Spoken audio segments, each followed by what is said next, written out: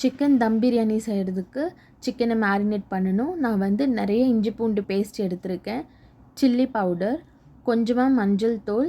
நான் வந்து இதில் கலர் சேர்க்க போகிறதில்ல, அதனால் காஷ்மீரி சில்லி பவுடர் தான் நிறையா போட போகிறேன்.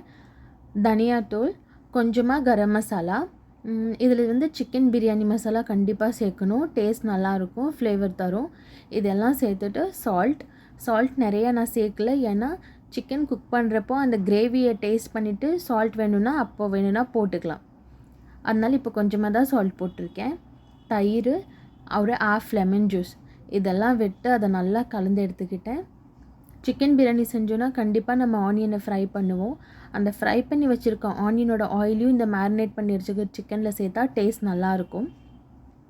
கேரமலைஸ் பண்ண அந்த ஆனியனோட ஆயில் இதில் வந்து இன்னமும் ஃப்ளேவர் கொடுக்கும்.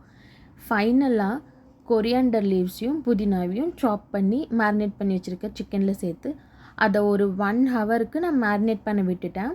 அது எவ்வளோ அதிகம் மேரினேட் ஆகுதோ அந்த அளவுக்கு மசாலா இறங்கும், சிக்கனும் நல்லா சாஃப்டாக வரும்.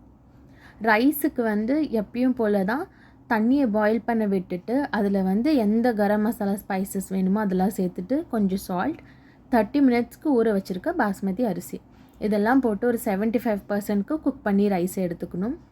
அப்புறம் ஆயில் விட்டு அதில் கரம் மசாலாம் போட்டு இதில் கீயும் கொஞ்சம் நான் சேர்த்துருக்கேன். அதுக்கு மேலே மேரினேட் பண்ணி வச்சுருக்க சிக்கன் இதில் வந்து இதுக்கு மேலே தான் நான் தக்காளி சேர்த்துருக்கேன். இதில் வந்து எவ்வளோ அதிக தக்காளி போடுறோமோ அவ்வளோ டேஸ்ட் நல்லாயிருக்கும். சிக்கன் ஒரு 85% குக் பண்ண விட்டுட்டு நம்ம குக் பண்ணி வச்சுருக்க ரைஸையும் போட்டு மேலே ஆனியன் ஃப்ரை பண்ணதை போட்டு 20 மினிட்ஸ்க்கு மீடியம் ஃப்ளேமில் அதை வந்து நான் தம்மில் விட்டுட்டேன். தம் ஆனதுக்கப்புறம் டக்குன்னு ஓப்பன் பண்ணக்கூடாது, 15 மினிட்ஸ் கழிச்சு தான் சர்வ் பண்ணணும். நாங்கள் வந்து இது சிக்கன் ஃப்ரை பண்ணி அது கூட தான் சாப்பிட்டோம். பிரியாணி சூப்பராக இருந்தது. நான் நான்வெஜ்லேயும் ரொம்ப கம்மியாக சமைக்கக்கூடியது பிரியாணி தான், அது எங்கள் எல்லாருக்குமே ரொம்ப பிடிக்கும். அம்மா வீடு பக்கத்தில் தான் இருக்குது, 10 மினிட்ஸ் தான்.